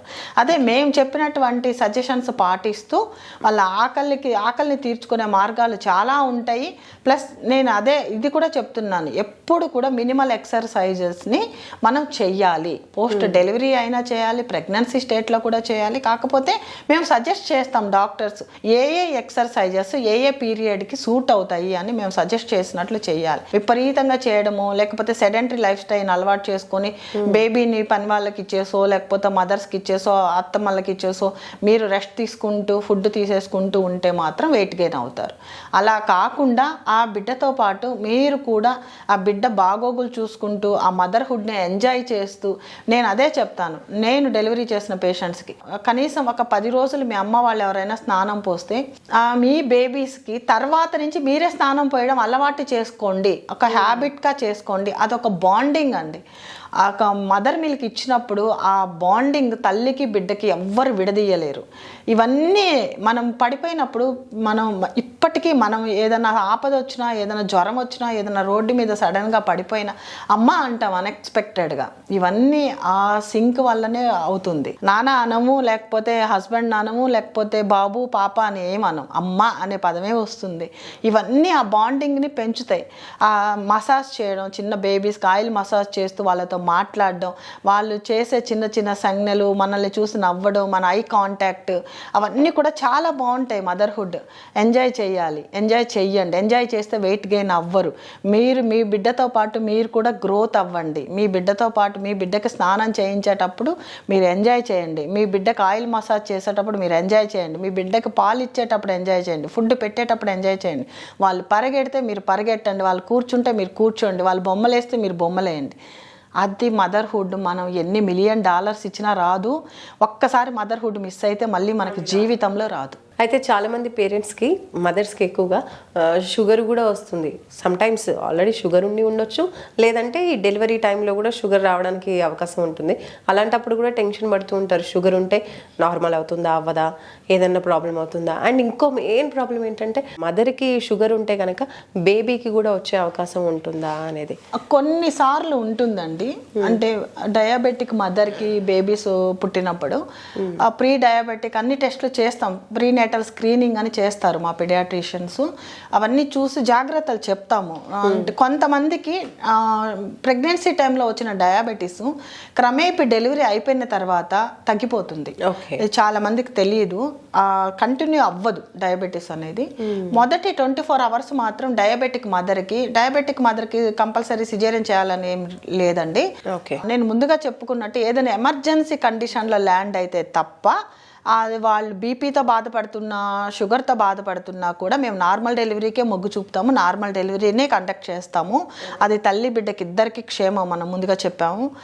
అది షుగర్ ఉన్నటువంటి పేషెంట్కి డెలివరీ అయితే ఫస్ట్ 24 hours మేము బేబీని ఎక్కువగా మానిటర్ చేస్తాం. ఎందుకంటే సడన్గా ఈ బేబీస్ హైపోగ్లైసీమియాలోకి వెళ్ళిపోవడం లేదా హైపర్ గ్లైసీమియాలోకి వెళ్ళిపోవడం జరుగుతుంది సడన్గా. ఎందుకంటే మదర్ దగ్గర నుంచి వచ్చినప్పుడు అది మేము కొంచెం క్లోజ్ మానిటర్, కొంచెం అన్ని బేబీస్ కంటే, అంటే నాన్ డయాబెటిక్ మదర్కి పుట్టిన బేబీస్ కంటే కూడా డయాబెటిక్ మదర్కి పుట్టిన బేబీ పట్ల ఒక సిస్టర్ని అక్కడే అలాట్ చేయడం. ఈవెన్ అంటే గవర్నమెంట్లో కూడా మేము అలానే కేర్ తీసుకుంటాము. కేర్ ఎక్కువగా తీసుకొని 24 hours మానిటరింగ్ చేసిన తర్వాత ఆ బేబీని మేము మదర్ సైడే పెడతాము. ఎందుకనంటే సడన్గా వీళ్ళకి డయాబెటిక్ చేంజెస్ రావడం వల్ల సడన్ డెత్స్ అవుతాయి. అది మదర్కి తెలియదు కాబట్టి మేము మా అండర్లో ఉంచుకొని మదర్ మిల్కే ఇస్తాము. ఒక సిస్టర్ని మాత్రం కేర్ఫుల్గా మదర్ పక్కన బేబీ పక్కన మానిటర్ చేయమని చెప్తాను 24 hours దాటాక మాత్రం 48 hours, తర్వాత 72 hours తర్వాత డిశ్చార్జ్ అవుతారు. డిశ్చార్జ్ అయ్యేటప్పుడు మేము చెప్పాల్సిన జాగ్రత్తలన్నీ చెప్పి పంపిస్తాం కాబట్టి ఏం ప్రాబ్లం ఉండదు. ఇప్పుడు ఇందాక మీరు చెప్తున్నారు ఈజీగా డైజెస్ట్ అయ్యేటువంటి ఫుడ్ తీసుకోవాలి అని చెప్పేసి ఆఫ్టర్ డెలివరీ. సో రెగ్యులర్గా తిన్నట్టుగా ఎక్కువగా ఫుడ్, అలాగే నాన్ వెజ్ కావచ్చు, రైస్ ఆర్ చపాతీస్ ఇలాంటివి తీసుకున్నప్పుడు కొంచెం వెయిట్ పెరిగే అవకాశం ఉంటుంది అని చెప్పేసి. అండ్ పాలు ఇచ్చే అంటే ఫీడింగ్ టైంలో మంచి ఫుడ్ తినాలి అని పక్క నుంచి పేరెంట్స్ చెప్తూ ఉంటారు, గ్రాండ్ పేరెంట్స్, కాబట్టి కొంచెం ఎక్కువ ఫుడ్ తీసుకుంటూ ఉంటారు ఆ టైంలో. ఇంకా ఎటువంటి ఫుడ్స్ని కట్ ఆఫ్ చేయాలి, ఎలాంటి ఫుడ్స్ని బ్రెస్ట్ ఫీడింగ్ మిల్క్ ఎక్కువగా రావడం కోసం ఎలాంటి ఫుడ్ని ఇంక్లూడ్ చేసుకోవాలి డైట్లో? పోస్ట్ డెలివరీ పాలు బాగా రావాలన్నా, మన ఆరోగ్యం సరిగ్గా ఉండాలన్నా మేము ఒక 3 months వరకు సప్లిమెంట్స్ యాడ్ చేస్తాము. Calcium, iron, B complex tablets. దాంతోపాటు ఇవన్నీ రిచ్గా ఉండే ఆహార పదార్థాలని కూడా సజెస్ట్ చేస్తాము. రాగి లడ్డూలని, అంతకుముందు మన పెద్దవాళ్ళు కరివేపాకుతో పొడి చేసి పెట్టేవాళ్ళు, తర్వాత నువ్వుల పొడులు, నువ్వులు ఉండలు అవన్నీ కూడా యాడ్ చేసేవాళ్ళు ఆహారంలో ఎక్స్ట్రా సపోర్ట్ కోసం. ఇవి అంటే వేరుశెనగ ఉండలు, బెల్లంతో కలిపి, ఇప్పుడు జాగ్రీ అంటే షుగర్ కంటే కూడా జాగ్రీని యాడ్ చేయమని చెప్తుంటాను నేను. ఇవన్నీ కూడా తీసుకుంటే కొన్ని ఫుడ్స్ మిల్క్ని సెక్రిషన్స్ని ఎక్కువ చేస్తాయి. రెడ్ మీట్ డెఫినెట్గా మిల్క్ సెక్రేషన్స్ని ఎక్కువ చేస్తుంది. అలాగే కొన్ని ఫెనిగ్రూక్ సీడ్స్, కొన్ని దొండకాయలు లాంటివి ఆహార పదార్థాలు, పాలకూర లాంటివి కొన్ని చాలా ఆహార పదార్థాల్లో మనకి శతావరి రూట్ పౌడర్ కూడా నేను యాడ్ చేస్తాను. కొంతమందికి ఆటోమేటికల్లీ అన్నిటికీ మించి మన బేబీ మన దగ్గరకు వచ్చి మన బ్రెస్ట్ని సక్ చేసినప్పుడు ఆ సక్కింగ్ రిఫ్లెక్స్ వల్ల ఆక్సిటోసిన్ రిలీజ్ అయ్యి మన బాడీలో మనకి పాల ఉత్పత్తి పెరుగుతుంది. అది దయచేసి ఎవ్వరు కూడా, కొంతమందికి ఒక చిన్న అపోహ ఉంటుంది. మొదటిసారి డెలివరీ అయినప్పుడు నాకు కూడా ఉండింది. ఎందుకంటే బేబీస్ కొంతమంది ఏడవరు, వీళ్ళకి నిజంగా పాలు సరిపోతున్నాయా లేదా, మనకు వచ్చే పాలు బిడ్డకి నిండుతుందా లేదా కడుపు అని అనుకుంటాము. మనకంటే మన పిల్లలు అంటే పుట్టిన చిన్న పిల్లలు మోర్ ఇంటెలిజెన్స్ అండి. మీరు ఈ అపోహని పట్టించుకోవద్దు. ఎందుకంటే ప్రతి 2 గంటలకు ఒకసారి లేదా ప్రతి 1.5 అవర్కి ఒకసారి మనం పాలు అటొక బ్రెస్ట్కి లెఫ్ట్ సైడ్ ఒక 10 మినిట్స్, రైట్ సైడ్ ఒక 10 మినిట్స్ ఇచ్చాక వాళ్ళకి సరిపోయినంత మిల్క్ వాళ్ళు తీసేసుకుంటారు. వాళ్ళు తీసుకున్నారు కాబట్టే వాళ్ళు ఏడవరు. వాళ్ళకి ఆకలి వేసినప్పుడు మనకి చెప్తారు, అంటే వాళ్ళు ఏడుపు ద్వారా మనకి సిగ్నల్ చేస్తారు. సో అప్పుడు మనం చూసుకుని మనం పాలు పట్టి ఇటొక లెఫ్ట్ సైడ్ ఒక 10 మినిట్స్, రైట్ సైడ్ ఒక 10 మినిట్స్ ఇచ్చాక దయచేసి అలాగే పడుకోబెట్టకండి. భుజం మీద వేసుకుని త్రేన్పు వచ్చేంత వరకు బర్పింగ్ అంటాం మేము. వెన్నుపూస మీద మెల్లగా నిమురుతూ ఉంటే, మీరు చేయలేకపోతే మీ హస్బెండ్ హెల్ప్ తీసుకోండి, మీ అమ్మగారి హెల్ప్ తీసుకోండి, లేదా మీ దగ్గర ఉన్నటువంటి అటెండెంట్ హెల్ప్ తీసుకోండి. కానీ బర్పింగ్ చేయకుండా మాత్రం బేబీని పడుకోబెట్టద్దు. పాత రోజుల్లో చాలా రోజుల్లో చూసాము, ఇప్పటికీ కొన్ని రూరల్ ఏరియాస్లో, కొన్ని పల్లెటూళ్ళల్లో, కొన్ని తండాస్లో చూస్తున్నాం. అమ్మ పాలు తాగి పడుకోబెట్టాను, నిద్రలోనే చనిపోయాడమ్మా అని ఏడ్చుకుంటే బిడ్డను తీసుకొని వచ్చిన రోజులు ఉన్నాయి మా దగ్గరికి. అదే ఏం చేసావమ్మా అంటే, పడుకొని పాలు ఇచ్చానమ్మా, పాలు తాగి నిద్రపోతే మేము పనులు చేసుకుంటూ ఉన్నాము, 2 గంటలు 3 గంటలు కూడా కదలలేకపోతే వచ్చి చూసాము, బిడ్డ లేదమ్మా, బిడ్డ ఏడవట్లేదు.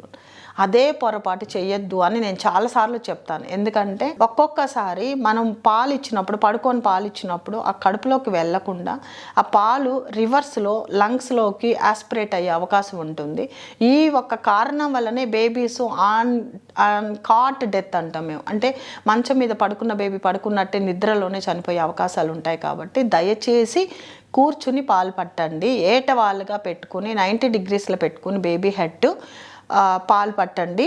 తర్వాత పాలు పట్టిన తర్వాత బర్పింగ్ చేయండి. అంటే వెన్నుపూసని నిమరడం చేసినట్లయితే త్రేన్పు వచ్చేంత వరకు నిమిరితే అవి జీర్ణమైనట్లు మనకు తీసుకొని అప్పుడు పడుకోబెట్టడం చేస్తే, ఇవన్నీ కూడా జాగ్రత్తలు తీసుకుంటే మనం చాలా సేఫ్గా మన బేబీని మన కళ్ళ ముందు పెంచేసుకోవచ్చు. అండ్ ఐరన్, కాల్షియం ఇలాంటి ట్యాబ్లెట్స్ అనేవి కూడా మనకి డెలివరీ టైంలో ఇస్తారు, ఆఫ్టర్ డెలివరీ కూడా ఇస్తూ ఉంటారు కదా.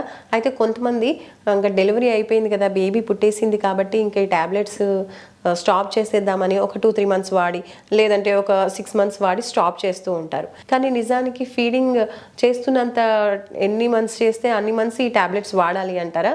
ఒక 3-4 మంత్స్ వాడి ఆపేస్తున్నా సరిపోతుందంటారా? ప్రతి బిడ్డకి ప్రతి మదర్కి కూడా 6 మంత్స్ అనేది వెరీ ఇంపార్టెంట్. ఎక్స్క్లూజివ్ బ్రెస్ట్ మిల్కే ఇస్తే ఆ బిడ్డ చాలా ఆరోగ్యంగా ఉంటుంది. ఆ టైంలో ఏమవుతుందంటే బిడ్డకి కావాల్సినటువంటి ఐరన్, కాల్షియము, తనకి బోన్ గ్రోత్కి సంబంధించినటువంటి కాల్షియము అన్నీ కూడా మనం ఇచ్చేటటువంటి పాల ద్వారా వెళ్తాయి. కాబట్టి మనం ఆటోమేటికల్లీ మనలో ఆ సప్లిమెంట్స్ తగ్గిపోతాయి. కాబట్టి మేము సప్లిమెంట్స్ రూపంలో డెఫినెట్గా బిడ్డకి పాలు ఇచ్చినన్ని రోజులు కాల్షియం టాబ్లెట్స్ వేసుకోవాలి, ఐరన్ టాబ్లెట్స్ వేసుకోవాలి, అలాగే B complex of B vitamin అవి వేసుకోవాలని చెప్తాం మేము. అలాగే రిచ్ ఫుడ్స్, కొంతమందికి న్యాచురల్గా మంచి డైట్ తీసుకున్న వాళ్ళకి న్యాచురల్గానే వాళ్ళకి హిమోగ్లోబిన్ తగ్గకుండా ఐరన్ రిచ్గా ఉండడం జరుగుతుంది. కాబట్టి మేము మా దగ్గరికి ప్రతి డెలివరీ అయిన పేషెంట్కి 3 రోజుల తర్వాత ఇంటికి వెళ్తారు వాళ్ళు. మా దగ్గర వెళ్ళినప్పుడు వారానికి ఒకసారి వచ్చి చూపించుకోమని చెప్తాను. చూపించుకున్నప్పుడు నేను అవసరమైతే వాళ్ళని క్లినికల్ ఎగ్జామినేషన్ చేస్తున్నప్పుడు వీళ్ళు ఎలా ఉన్నారు, ఏమన్నా అంటే ఎనీమిక్ స్టేట్లో ఏమన్నా ఉన్నారా, లేకపోతే నడుములు నొప్పి, బోన్స్ నొప్పి ఏమన్నా చెప్పినప్పుడు వాళ్ళకి టెస్టులు చేస్తాం. Vitamin D3 levels, calcium levels, B complex, vitamin B12 levels check చేస్తాము. గవర్నమెంట్లో ఇప్పుడు అన్నీ అందుబాటులోకి వచ్చినాయి కాబట్టి చెక్ చేసి చూసుకుని డెఫిషియన్సీలోకి వెళ్తుంటే సప్లిమెంట్స్ ఎక్స్ట్రాగా యాడ్ చేయడం జరుగుతుంది. లేదంటే 6 మంత్స్ వరకు కంపల్సరీగా కూడా నేనైతే సప్లిమెంట్స్ సజెస్ట్ చేస్తాను. రిచ్ అంటే బి కాంప్లెక్స్, వైటమిన్ D, తర్వాత రిచ్ ఫుడ్స్ తీసుకోవడంతో పాటు సప్లిమెంట్స్ కూడా యాడ్ చేస్తే తల్లి బిడ్డ ఆరోగ్యంగా ఉంటారు. ఆ బిడ్డ క్షేమంగా ఎదగదల చూసుకోవాలి అని అంటే తల్లి ఆరోగ్యంగా ఉండాలి. కాబట్టి ఇవన్నీ కూడా కంపల్సరీ చేస్తాను నేను. ఓకే అండి. బేబీ కడుపులో ఉన్నప్పుడు కూడా తల్లులకి, వైఫ్ అండ్ హస్బెండ్కి కలయిక వల్ల బేబీకి ఏమన్నా ప్రాబ్లం అవుతుందా? అసలు ఎన్ని మంత్స్ వరకు కూడా దూరంగా ఉండాలి అనే ఒక అపోహ కూడా ఉంటుంది. మెయిన్లీ ఫస్ట్ బేబీ టైంలో. కాబట్టి యాజ్ అ డాక్టర్ మీరు ఏం చెప్తారు? కలయిక అనేది మంచిదే అంటారా, లేదంటే అవాయిడ్ చేస్తేనే బెస్ట్ అంటారా బేబీకి? మొదటి 3 నెలలకు అవాయిడ్ చేయమని చెప్తానండి. అది ఒక్కొక్కరి ఇండివిజువల్ ఒపీనియన్. నేనైతే అవాయిడ్ చేయమని చెప్తాను. ఎందుకంటే స్పోమటోజోవాలో ప్రోస్టాగ్లాండిన్స్ అనే వాటి వల్ల అబార్ట్ అయ్యే అవకాశాలు ఉంటాయి, 70% అవకాశాలు ఉంటాయి. కాబట్టి అవాయిడ్ చేయమని చెప్తాను నేను. తర్వాత 6 months అప్పుడు అంటే పెద్దగా అంటే సెకండ్ ట్రైమిస్టర్ని అంటే అన్కాంప్లికేటెడ్ టైంగా మేము కేటాయించుతాము. ఆ టైంలో కొన్ని మెథడ్స్ చెప్తాము వాళ్ళకి. కలయిక వల్ల పెద్ద ప్రాబ్లం ఉండదు ప్రెగ్నెన్సీకి. కొన్ని పద్ధతుల ద్వారా కలవమని చెప్తాము. అలాగే థర్డ్ ట్రైమెస్టర్లో మాత్రము అంటే 7th month 8th month వరకు పెద్ద ప్రాబ్లం ఉండకపోవచ్చు. అది ఇండివిజువల్గా వాళ్ళ అభిప్రాయము. కొంతమంది అన్కంఫర్టబుల్గా ఫీల్ అయితే మాత్రం అవాయిడ్ చేయమని చెప్తాము. కొంతమంది వెయిట్ మాకు సదుపాయంగా లేదు అనుకున్నప్పుడు అది వాళ్ళ ఇండివిజువాలిటీకి వదిలేస్తాను నేను. కానీ 9th monthలో మాత్రం కంపల్సరీ నేను డెలివరీకి దగ్గర పడేటప్పుడు మాత్రము కాంప్లికేటింగ్ ప్రెగ్నెన్సీలు ఎవరన్నా ఉంటే అంటే పిఐహెచ్ కానీ, hypertensive, diabetic, jaundice complicating pregnancy వాళ్ళు IUGR అంటాం. అంటే ఇంట్రాయూట్రైన్ గ్రోత్ రిటార్డేషన్ ఉంటుంది, బిడ్డ సరైన నిష్పత్తిలో పెరగకపోవడం. అటువంటి కండిషన్స్లో మాత్రం డెఫినెట్గా నేను అవాయిడ్ చేయమని చెప్తాను. ఎందుకంటే ఈ ప్రోస్టాగ్లాండిన్స్ వల్ల ప్రిమేచ్యూర్ డెలివరీస్ అయ్యే అవకాశాలు ఎక్కువగా ఉంటాయి. సర్విక్స్ ఓపెన్ అయిపోయి గర్భసంచి ముఖద్వారం తెరుచుకొని లేదంటే ఇన్ఫెక్షన్ ఏమన్నా వాళ్ళకు ఉన్నప్పుడు ఈ స్పోమ్ ద్వారా ఇన్ఫెక్షన్ లోపలికి వెళ్ళి క్రానిక్ ఇన్ఫెక్షన్స్ రావడము, క్రానిక్ యూటీఐస్ రావడము, ఇటువంటివన్నీ కూడా ప్రిమేచ్యూర్ డెలివరీస్కి దారితీస్తాయి. కాబట్టి అవాయిడ్ చేయమని చెప్తాను థర్డ్ ట్రైమిస్టర్లో. ఇప్పుడు చాలా మంది అంటూ ఉంటారు, ఆఫ్టర్ డెలివరీ మాకు కొన్ని కాంప్లికేషన్స్ వచ్చాయండి, కొన్ని హెల్త్ ప్రాబ్లమ్స్ వచ్చాయి అని చెప్తూ ఉంటారు. సో డెలివరీ తర్వాత నిజంగానే చాలా మందికి అలాంటి కాంప్లికేషన్స్ వస్తాయా, అదేమన్నా అపోహ, లేదంటే అలాంటి కాంప్లికేషన్స్ రాకుండా ఉండాలి, హెల్త్ ప్రాబ్లమ్స్ రాకుండా ఉండాలి అంటే ఎట్లాంటి జాగ్రత్తలు తీసుకోవాలి ఆఫ్టర్ డెలివరీ కూడా? కొంతమందికి రేర్ అమ్మా, కొంతమందికి ఒక 10% 20% పోస్ట్ డెలివరీ కొంత డిప్రెషన్ ఉంటుంది. కొంచెం వాటిని మేము పోస్ట్ పార్టం బ్లూస్ అని, పోస్ట్ పార్టం డిప్రెషన్ అని అంటాం. ఎందుకంటే వాళ్ళు ముందుగా ఊహించుకుంటా ఉంటారు, నాకు బాబే కావాలి, నాకు బాబే పుడతాడు, నాకు బాబే పుడతాడు, బాబే పుడతాడు అని. ఇప్పటికీ కూడా ఇండియన్ సినారియాలో వారసుడు అంటే అబ్బాయే వాళ్ళకి, చాలామందికి ఇంకా కూడా మారట్లేదు వాళ్ళ మైండ్ సెట్. అలాంటప్పుడు పాప పుట్టింది అనుకోండి, సడన్గా ఫ్రస్ట్రేషన్లోకి వెళ్ళిపోతారు. సడన్గా వాళ్ళు ఆఫ్టర్ డెలివరీ తర్వాత ఆ పాపను పట్టించుకోరు. లేదంటే ఒకళ్ళు తెల్లగా ఉండి లైఫ్ పార్ట్నర్ ఒకళ్ళు నల్లగా ఉన్నారు అనుకోండి, కొంచెం ఆ పాప ఆ కాంప్లెక్షన్తో పుడితే, నేను చూశాను ఈ కేసు, ఆ పాప నాది కాదంటది, నా పాప కాదది, నాకు తెల్లగా పుట్టాలి పాప, నేను తెల్లగున్నాను కదా, మీ హస్బెండ్ బ్లాక్ ఉన్నారు కదమ్మా అందుకే పాప బ్లాక్ వచ్చిందంటే, లేదు నాది కాదు ఆ పాప, మీరేదో చేసేసారని. యాక్చువల్లీ లిటరల్లీ మేము ఒక 3 days ఆ పాపని ఆమె దగ్గర పెట్టకుండా తనకి సైకాట్రిక్ కౌన్సిలింగ్ ఇప్పించి సైకాట్రిక్ ట్రీట్మెంట్ ఇప్పించిన తర్వాత కానీ ఆ పాపను ఎక్కడ పడేస్తుందో, ఎక్కడ ఏమన్నా చేస్తుందేమో, హార్మ్ చేస్తుందేమో అని. ఇటువంటివన్నీ కూడా కొంచెం పోస్ట్ పార్టం డిప్రెషన్ ఉన్న వాళ్ళకి సైకాట్రిక్ కౌన్సిలింగ్ ఇప్పించి సైకాట్రిక్ కేర్లో సైకాట్రిస్ట్ సజెస్ట్ చేస్తున్న మెడిసిన్స్ యూస్ చేయడం వల్ల క్యూర్ చేస్తాము. అది కాకుండా కొంతమందికి ఏంటంటే ఆరోగ్యపరంగా కొంతమందికి సడన్గా కొంతమందికి బ్లీడింగ్ ఎక్కువ అవ్వడము, ఆఫ్టర్ డెలివరీ కొంచెం వీక్ అవ్వడము, లేదంటే కొంచెము అన్హైజీనిక్ కండిషన్స్, సరిగ్గా స్నానం చేయకపోవడము, సరిగ్గా ఎక్స్టర్నల్ జెనైటేలియా వాష్ చేసుకోకపోవడం వల్ల కొంతమందికి ఇన్ఫెక్షన్స్ వచ్చే అవకాశాలు ఉంటాయి. కాబట్టి మేము ఏం చేయాలో సజెస్ట్ చేస్తాం. నార్మల్ వెజైనల్ డెలివరీ అయినప్పుడు ఒక్కొక్కసారి హెడ్ పెద్దగా ఉంటే అక్కడ పెరీనియం దగ్గర కొంచెం కట్ చేసి ఎపిసియాటమీ అంటాం మేము వైద్య పరిభాషలో, ఆ కట్ చేసి బేబీని డెలివర్ చేయాల్సి వస్తుంది. అక్కడ సూచర్స్ వేసినప్పుడు ఆ సూచర్స్ మానడానికి మంచి తిండితో పాటు వాళ్ళు తీసుకోవాల్సిన పర్సనల్ హైజీన్ పద్ధతులు కూడా మేము విశదీకరించడం జరుగుతుంది. ఇవన్నీ కూడా వాళ్ళు తీసుకోవాలి. అట్లాగే సిజేరియన్ చేసిన తర్వాత ఇమ్మీడియట్గా భార్యాభర్త కలిసినప్పుడు కొంచెం వాళ్ళకి పెయిన్ అవన్నీ ఉంటుంది కాబట్టి అవాయిడ్ చేయమని చెప్తాను. అట్లీస్ట్ ఒక 1 month పోస్ట్ డెలివరీ తర్వాత తను కోలుకుని మంచి ఆరోగ్యాన్ని అంతా సంపాదించుకున్న తర్వాతనే, అందుకనే మనం పెద్దవాళ్ళు తల్లిదండ్రుల దగ్గర ఉంచుతారు డెలివరీ అయిన తర్వాత 3 months అని 5 months అని. ఇది అంటే దురాలోచనతో చేసిందేనండి, దురాలోచన కాదు, దూరాలోచనతో చేసిందే. ఎందుకంటే వీళ్ళు భర్తకి దూరంగా ఉండడము, మంచి రెస్ట్ దొరుకుతుంది, మంచి ఫుడ్ దొరుకుతుంది. అంటే అత్తమామూలు ఫుడ్ పెట్టరాని కాదు, హస్బెండ్ ఫుడ్ పెట్టరాని కాదండి. ఎందుకంటే తల్లిదండ్రులకి వారి కుమార్తె పట్ల ఉన్న ఆప్యాయత, ప్రేమ ప్రతి ఆడపిల్ల కూడా డెలివరీ టైంలో ఆ తల్లిదండ్రులతో ఉండాలని కోరుకుంటుంది. ఇది ఎవ్వరు కాదని లేని సత్యం. కాదని చెప్పినా కూడా అది ఆత్మవంచన తప్ప నిజం కాదు. కోరుకుంటుంది కాబట్టి వాళ్ళ తల్లిదండ్రుల ఇళ్లలో ఉండేదానికి ఇది ఒక మార్గం.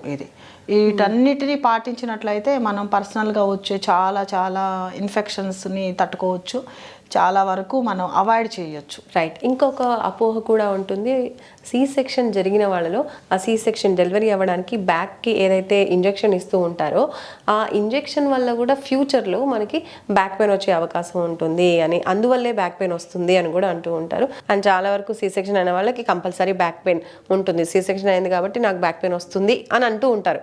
అది నిజమే అంటారా? ఎంతవరకు నిజం? ఇది అపోహ అండి. స్పైనల్ హెడేక్ అనేది స్పైనల్కి అనస్థీషియా ఇచ్చినందువల్ల వచ్చే స్పైనల్ హెడేక్ ఒకటి. బ్యాక్ పెయిన్ కూడా కొంతమందికి అంటే వితిన్ 24 hours 48 hours ఉంటుంది తప్ప లైఫ్ లాంగ్. ఇప్పుడు మనం అప్పుడెప్పుడో ఆపరేషన్ చేయించుకొని అప్పుడెప్పుడో అనస్థీషియా తీసుకున్నాము, తర్వాత ఎప్పుడో బ్యాక్ పెయిన్ వస్తుందంటే అది మనం కూర్చునే పొజిషన్స్ని బట్టి లేదా నిలబడే పొజిషన్స్ని బట్టి, బరువు పెరగడం బట్టి, అంటే ఒక్కసారి సడన్గా బరువు పెరిగినప్పుడు ఆ బరువు అంతా ఒక కాలు మీద వేయడమో లేకపోతే నిలబడే పోస్చర్ని బట్టి, కూర్చునే పోస్చర్ని బట్టి ఉంటుంది తప్ప బ్యాక్ పెయిన్ అనేది అనస్థీషియా అప్పుడెప్పుడో 3-4 years బ్యాక్ లేకపోతే 10 సంవత్సరాల క్రితం ఇచ్చిన అనస్థీషియా వల్ల బ్యాక్ పెయిన్ రాదు. అది మన శరీరం మీద మనం ఆధారపడి ఉంటుంది కాబట్టి మనం తగు జాగ్రత్తలు తీసుకుంటే ఇవన్నిటిని కూడా అవాయిడ్ చేయొచ్చు. అండ్ 2022 నుంచి 24 వరకు కూడా మీరు చాలా డెలివరీస్, నార్మల్ డెలివరీస్ చేయడం వల్ల మీకు అవార్డు కూడా లభించింది. ఆ టైంలో ఎన్ని డెలివరీస్ చేస్తుంటారు మీరు మ్యాక్సిమం? దాదాపుగా 2200 డెలివరీస్ చేశానండి. ఎస్పెషల్లీ నా డ్యూటీస్లో, అంటే ఏరియా హాస్పిటల్ వనస్థలిపురము, ఏరియా హాస్పిటల్లో అంబర్పేటలో వర్క్ చేసినప్పుడు ఎవ్రీ వీక్ 2 days నాకు నైట్ డ్యూటీస్ ఉండేవి. అంటే 24 hours డ్యూటీలు. నా 24 hours డ్యూటీలో దాదాపుగా 20 డెలివరీస్ అయ్యేటివి. సిజేరియన్స్ హార్డ్లీ 1-2 అవుతాయి, మిగతా 18-17 నార్మల్ డెలివరీస్ అయ్యేటివి. అంటే 1 yearలో 1000 పైగా డెలివరీస్ చెప్పుకోవచ్చు. 2 yearలో 2000 పైన చేశారు. అసలు కలెక్టర్ అనుదీప్ గారు, మన హైదరాబాద్ కలెక్టర్ గారు అది గుర్తించి నాకు స్పెషల్ బెస్ట్ డాక్టర్ అవార్డు ఇచ్చారు. గ్రేట్ అండి. అసలు నార్మల్ డెలివరీస్ ఈ టైంలో మనం ఎక్కడ, అది గ్రేట్ కాదు, నార్మల్ డెలివరీ అనేది నార్మల్ గా బ్యూటిఫుల్ ఫినామినా. మళ్ళీ చెప్తున్నాను, ప్రతి ఉమెన్ దయచేసి వినండి. నార్మల్ డెలివరీ అనేది చాలా చక్కగా మనం వెయిట్ చేస్తే, మన మీద మనకు నమ్మకం ఉంటే, మనం డాక్టర్ చెప్పినట్టు జాగ్రత్తలు పాటిస్తే, మీ ఎక్స్పెక్టెడ్ డేట్ ఆఫ్ డెలివరీ వరకు వెయిట్ చేసి నొప్పులు వస్తున్నాయా, నొప్పులు రావట్లేదా, నొప్పులు రాకపోతే మేము మెడిసిన్ పెట్టి అలౌ చేస్తాము, మీ పెల్విక్ ఫ్లోరాని జాగ్రత్తగా చూసుకుని, మీ పెల్విక్ బోన్స్ అమరికని బట్టి కూడా ఆధారపడి ఉంటుంది. దయచేసి నార్మల్ డెలివరీ అవుతుంది అని చెప్పినప్పుడు అలౌ చేయండి. నొప్పులు భరించలేకనో లేకపోతే ఇంకేదో రీజన్స్ కారణంగా దయచేసి సిజేరియన్స్ జోలికి వెళ్ళకండి. నార్మల్ డెలివరీ వల్ల బిడ్డకి నార్మల్గా చాలా చాలా ఆరోగ్యంగా ఉంటుంది కాబట్టి దయచేసి నార్మల్ డెలివరీని ప్రిఫర్ చేయండి. ఓకే మ్యామ్, మీకెంతమంది పిల్లలు? నాకు 3 పిల్లలు. Oh my god. Okay. So నాకు 2 సిజేరియన్స్. ఓకే, 2 సిజేరియన్స్, 3 పిల్లలు. ఓకే, అంటే మ్యామ్కి ఇక్కడ ట్విన్స్ అనమాట. సో నాకు ఒకసారి ట్విన్స్, ఒకసారి బాబు. ఓకే, ఇప్పుడు ఏం చేస్తున్నారు వాళ్ళు? బాబు 7th class, ఇంకో 2 ట్విన్స్ వచ్చి UKG. Okay, very nice ma'am. Twins. So ma'am కి కూడా ట్విన్స్ అనమాట. చాలా మంది ట్విన్స్ అనగానే చాలా హ్యాపీగా ఫీల్ అవుతూ ఉంటారు. మెటర్నల్ హెరిడిటరీ, అమ్మమ్మకి, పెద్దమ్మకి, అక్కలకి ఉంది, నాకు వచ్చింది. ఓకే. సో ఈ 2 yearsలో అండ్ అంతకుముందు కూడా చాలా డెలివరీస్ మీరు చేస్తూ ఉన్నారు కాబట్టి ఆ డెలివరీస్ టైంలో ఏదైనా బాగా గుర్తుండిపోయే సిచ్యువేషన్ ఏదైనా ఉందా, ఇలాంటి జరిగినటువంటి సందర్భం? యాక్చువల్లీ ఉందండి. 38 years క్రెటిన్, అంటే మర్గుజ్జు అనాలా ఏమనాలి, తను చాలా హైట్ తక్కువ ఉంది. లేబర్ పెయిన్స్ తోటి నల్గొండ తనది. యాక్చువల్లీ నల్గొండ నుంచి బాధపడుతూ ఉంటే ఏ ప్రైవేట్ హాస్పిటల్స్ డేర్ చేయట్లేదు. తనకి ఒకవేళ సిజేరియన్ అయితే చాలా పొట్టిగా ఉన్నందువల్ల అనస్థీషియా ఇవ్వడానికి ఎవరు ఇష్టపడట్లేదు. ప్లస్ డెలివరీ టైంలో కాంప్లికేషన్స్ వస్తాయేమోనని అందరూ రెఫర్ చేసేసారు. గాంధీ హాస్పిటల్కి వెళ్ళమని నల్గొండ గవర్నమెంట్ ఏరియా హాస్పిటల్ వాళ్ళు రెఫర్ చేసేస్తే దారి మధ్యలో పెయిన్స్ ఎక్కువ అవడం వల్ల వనస్థలిపురం ఏరియా హాస్పిటల్కి వచ్చారు. అప్పుడు అనస్థీషియా వాళ్ళని అంటే ఎనీవే నేను ఒపీనియన్ తీసుకుంటాను, ఒకవేళ ఏదన్నా లాస్ట్ మూమెంట్లో కూడా ఏదైనా ఎమర్జెన్సీ అయితే సిజేరియన్కి షిఫ్ట్ అయ్యే అవకాశం ఏమన్నా ఉంటుందేమోనని అడిగినప్పుడు మేము అనస్థీషియా ఇవ్వము, నువ్వు రెఫర్ చేసేయి అన్నారు అక్కడ అనస్థిస్టులు. సూపరింటెండెంట్ని అడిగాను, మేడం తనకి పెల్విస్ బాగానే ఉంది, నార్మల్ ట్రై చేద్దాము అనుకుంటున్నాను అంటే, రిస్క్ మొత్తం నువ్వే తీసుకునేటట్లయితే నువ్వు చెయ్యి, మేమెవ్వరం నీకేమి హెల్ప్ చేయము, అదేమన్నా అన్టువర్డ్ ఈవెంట్ అయితే అన్నారు. ఆ టైంలో ఏమనుకున్నానంటే యాజ్ ఏ ఉమెన్గా ఎవరో ఒకరు ధైర్యం చేయాలి, ప్రతి ఒక్కరూ రెఫర్ చేసేస్తూ ఉంటే అమ్మాయి ఎక్కడికి వెళ్తుంది, రోడ్డు మీద డెలివరీ అవ్వాలనా అని ఛాలెంజింగ్గా తీసుకుని దేవుడి మీద భారం వేసి నేను నమ్ముతాను, నేను ఆ డెలివరీ కండక్ట్ చేయడం జరిగింది వనస్థలిపురం ఏరియా హాస్పిటల్లో. నాకు ఆ టైంలో తెలియదు నేను రిస్క్ చేస్తున్నానని. నేను ఒక మంచి మనసుతో ఒక మంచి పని చేయడానికి చూస్తున్నాను కాబట్టి నాకు అంతా మంచి జరుగుతుంది అని ఎప్పుడు నేను అంతే ఆప్టిమిస్టిక్గా ఉంటాను కాబట్టి నేను ఆ డెలివరీ సక్సెస్ఫుల్గా హ్యాండిల్ చేశాను. 2.8 kg మేల్ బేబీ పుట్టింది తనకి. తను చాలా హెల్తీగా 135 సెంటీమీటర్స్. నాకు ఆ టైంలో తెలియదు. నేను ఇలా మా ప్రొఫెసర్స్ తోటి నాకు చదువు ఎవరైతే నేర్పించారో నా గురువులతోటి ఈ విషయాన్ని నేను పంచుకున్నప్పుడు వాళ్ళు చాలా మంచి పని చేసావు, ఇది లిమ్కా బుక్ ఆఫ్ రికార్డ్స్లోకి నమోదవుతుందేమో, మనం వెరిఫై చేద్దాము అని చెప్పి నా పెద్దవాళ్ళు కొంతమంది నా పేరుని రెఫర్ చేసినప్పుడు Telugu book of records, Limca book of records వాళ్ళు ముందుకు వచ్చి అదంతా వీడియో షూట్ చేసి అది వెరిఫై చేశారు. త్రూ అవుట్ ఇండియాలో ఎవరైనా చేశారా, 135 సెంటీమీటర్స్ ఉండే ఉమెన్కి నార్మల్ డెలివరీ ఎక్కడైనా అయ్యిందా అని 1 year ప్రాసెస్ తీసుకుని ఎయిమ్స్కి, జిప్మర్కి, తర్వాత అన్ని అంటే పెద్ద పెద్ద హాస్పిటల్స్ అన్నిటికీ డీటెయిల్స్ పంపిస్తే వాళ్ళు ఎక్కడా కండక్ట్ చేయలేదు. 140 సెంటీమీటర్స్ 142 సెంటీమీటర్స్ ఉంటే వాళ్ళని సిజేరియన్ చెయ్యాలి అనేది ఒక ప్రోటోకాల్ మాకు వైద్యంలో. కానీ నేను ఆ రోజు రిస్క్ చేసినందుకు నా పేరు లిమ్కా బుక్ ఆఫ్ రికార్డ్స్లో, తెలుగు బుక్ ఆఫ్ రికార్డ్స్లో నమోదైంది. అదొక ఆ టైంలో నేను ఊహించలేదు, నేను రికార్డ్స్ కోసం చేయలేదు. నేను ఒక మంచి పని చేశాను కాబట్టి భగవంతుడు నాకు అవకాశం ఇచ్చాడేమోనని నేను అనుకుంటాను. ఇంకొకసారి 12 years తర్వాత వాళ్ళకి ఎక్కడెక్కడ తిరిగినా కూడా బేబీ పుట్టలేదు. నా దగ్గరకు వస్తే అందరూ అంటున్నారు కొంచెం ట్రై చేద్దామని వచ్చాము అని అంటే, నేను మెడిసిన్ ఇచ్చిన తర్వాత ప్రెగ్నెన్సీ వచ్చిన తర్వాత హెల్తీగా డెలివరీ నేనే చేశాను. వాళ్ళు 3 నెలల తర్వాత బారసాలకు పిలిచి మీరు కంపల్సరీ రావాలి అంటే నేను మామూలుగా అవాయిడ్ చేస్తాను, మీరు బాగున్నారు, మీరు క్షేమంగా ఉన్నారు చాలమ్మా అని. కానీ వాళ్ళు కంపల్సరీ చాలా ప్రెషర్ పెట్టి హాస్పిటల్కి వచ్చేసి నన్ను తీసుకెళ్లారు వాళ్ళ ఇంటికి. తీసుకెళ్ళినప్పుడు ఎందుకు ఇంత బలవంతం చేస్తున్నారు అని అంటే, నన్ను కూర్చొని పెట్టి ఆ బిడ్డని నా ఒళ్ళో వేసి నా పేరు పెట్టారు. అది నేను ఇప్పటికీ మర్చిపోలేను. దక్ష అని పేరు పెట్టారు. నా పేరు దాక్షాయిని. నా పేరులో మొదటి లెటర్స్ బాబు కాబట్టి మార్వాడి ఫ్యామిలీ బేగం బజార్లో DAKSH అని పేరు పెట్టారు. ఈ 2 ఇన్సిడెంట్స్ చాలా అవార్డ్స్ వచ్చాయి, కానీ ఈ 2 ఇన్సిడెంట్స్ మాత్రం మనసును ఎప్పుడు కదిలిస్తూ ఉంటుంది. అట్లాగే నేను అనుకుని డాక్టర్ అయ్యాను, పట్టుబట్టి గైనకాలజిస్ట్ అయ్యాను. కానీ అప్పుడప్పుడు నాకు కొంచెం ఫ్యామిలీలో చిన్న ఫ్రస్ట్రేషన్స్, పిల్లల బర్త్డేలకి, పండగలకి, లేదంటే ఎవరన్నా బంధువులు మ్యారేజెస్కి పిలిచినప్పుడు ఎమర్జెన్సీ డ్యూటీస్ ఏమన్నా ఉంటే వెళ్ళలేకపోయినందువల్ల కొంచెం ఎవరో చిన్న ఫ్రస్ట్రేషన్ ఉన్నప్పుడు ఆ రోజు ఉదయం ఇంకా ఇంతేనా నాకు అంటూ పర్సనల్ స్పేస్ లేకుండా అవుతోంది, నేను క్లాసికల్ డ్యాన్స్ నేర్చుకున్నాను, వీణ నేర్చుకున్నాను, ప్రాక్టీస్ చేయలేకపోతున్నాను అని ఫీల్ అవుతూ వంట చేస్తున్నాను. ఒక మెసేజ్ వచ్చింది నాకు ఎర్లీ మార్నింగ్ 5:30కి. ఒక పేషెంట్ పంపించారు, మేడం ఇప్పుడు ఏడుస్తున్న మా పాపను చూసినా, నవ్వుతున్న మా పాపను చూసినా మీరే గుర్తొస్తున్నారు అని ఒక చిన్న మెసేజ్ పాస్ చేసింది. ఆ మెసేజ్ చూసిన వెంటనే నాకు ఎంత హ్యాపీ అనిపించింది అంటే, నా ప్రొఫెషన్ పట్ల నాకు ఎప్పుడూ రిగ్రెట్స్ లేవు. నాకు మళ్ళీ జన్మ అంటూ ఉంటే నేను మళ్ళీ అమ్మాయిగానే పుట్టాలి, మళ్ళీ గైనకాలజిస్టే అవ్వాలనే కోరుకుంటాను. సో టోటల్గా మీ డాక్టర్ కెరీర్ అంతా కూడా గవర్నమెంట్ హాస్పిటల్స్లో చేస్తూ ఉన్నారు, హ్యాపీగా అందరికీ కూడా సర్వీస్ చేస్తూ ఉన్నారు. మరి ఇంకా ఫ్యూచర్లో ఇప్పుడు డెలివరీ కావాలి అనుకున్న వాళ్ళు, తల్లి కావాలి అనుకున్న వాళ్ళు ఫస్ట్ నుంచి కూడా ప్లానింగ్ చేసుకుంటూ ఉంటారు. సో అలాంటి వాళ్ళు ఎలాంటి జాగ్రత్తలు తీసుకోవచ్చు, ఫైనల్గా ఇలా హ్యాపీ బేబీని కనాలి, హ్యాపీ మదర్గా, హెల్దీ మదర్గా ఉండాలి, హెల్దీ బేబీ రావాలి అంటే ఎలాంటి జాగ్రత్తలు తీసుకోవచ్చు అనేది చెప్పండి. ఇప్పుడు చాలా మంది కూడా కెరీర్ పరంగానే, ఎందుకంటే అప్పట్లోలాగా ఎర్లీ మ్యారేజెస్ మనకి లేవు, లేట్ మ్యారేజెస్ ఉంటున్నాయి. 28 ఇయర్స్, 29 ఇయర్స్, ఆఫ్టర్ 30. ఇప్పుడు ఏంటంటే కెరీర్ చూసుకుని, ఇల్లు కొనుక్కొని, కారు కూడా కొనుక్కొని మ్యారేజ్ ప్లాన్ చేసుకునే వాళ్ళు చాలామంది ఉన్నారు. ఇది ఒక రకంగా మంచిది, కానీ ఆ ప్లాన్ చేసుకునేది ఏదో 30 ఇయర్స్ లోపల చేసుకోండి.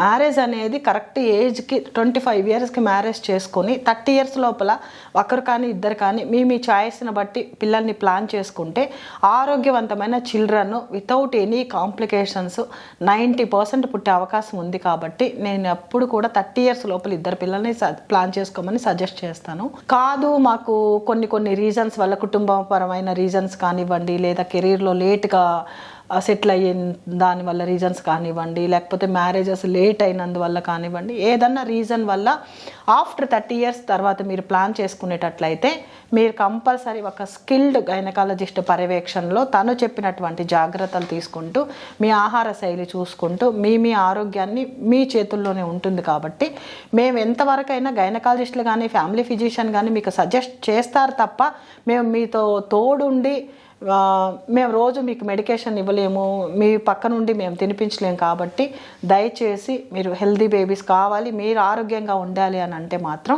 మీరు ప్లాన్ చేసుకునే డైట్ని బట్టి, ప్లాన్ చేసుకునే ఎక్సర్సైజెస్ని బట్టి, ప్లాన్ చేసుకొని ప్రశాంతంగా ఉండి మెడిటేషన్ ఫాలో అవుతూ కొన్ని మినిమల్ ఎక్సర్సైజెస్ చేసుకుంటూ ఉంటే ప్రతి ఒక్క మహిళ కూడా బేబీని హెల్దీగా, ఆరోగ్యవంతమైన టర్మ్ బేబీని, నెలలు నిండినటువంటి బేబీని ఎత్తుకొని ఆడుకోవడంలో ఎటువంటి అతిశయోక్తి ఉండదు.